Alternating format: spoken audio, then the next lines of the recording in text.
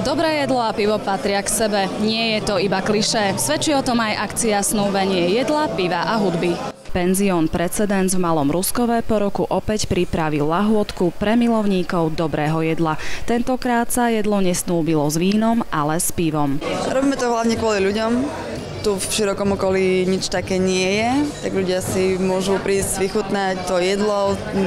Tohto roku to bolo pivo, takže nejak to spojí tie chute a príď si užiť večer. Ako hovorí samotný názov podujatia, v tento večer nechýbalo skvelé a exkluzívne jedlo, o ktoré sa postarali šéf-kuchár Ľubo Herko a jeho zástupca Rastislav Fech. Dnes si myslím, že všetci preferujú viacej víno, ale ja osobne si myslím, že pivo nezaostáva ako nápoj, lebo ja berem pivo ako nápoj, takisto ako aj víno je nápoj.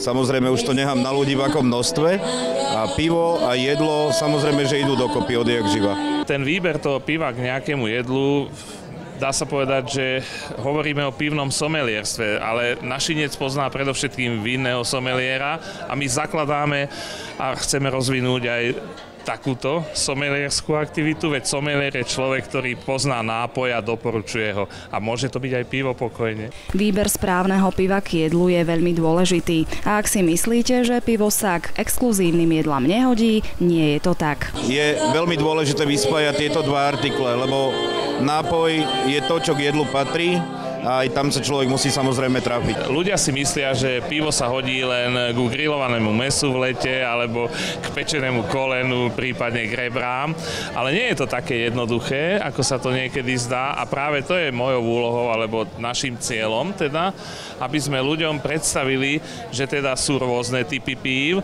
a že teda aj rôzne druhy jedál, samozrejme aj tisíce možností, ako kombinovať pivo s jedlom. Na svete totiž existuje údajne viac ako 40 000 druhov piva. Hostia ich síce neochutnali toľko, no spojenie rôznych chutí jedál a vybraných pív si pochvaľovali. Vynikajúce. Hlavné jedlo. Bolo fantastické, tá kačka, perfektne urobená, bez chyby. Veľmi dobre, vynikajúce. Je to také ozaj na úrovni jedlo, takže super to je. Chutilo všetko, ale hovorím, ten kozí sír ja nemusím, takže toto som ako nechala, ale ináč ako strava bola dobrá. Jedlo bolo výborné. Večer zážitkovej kuchyne bol spojený so tým výročím narodenia šanzonierky Edith Piaf.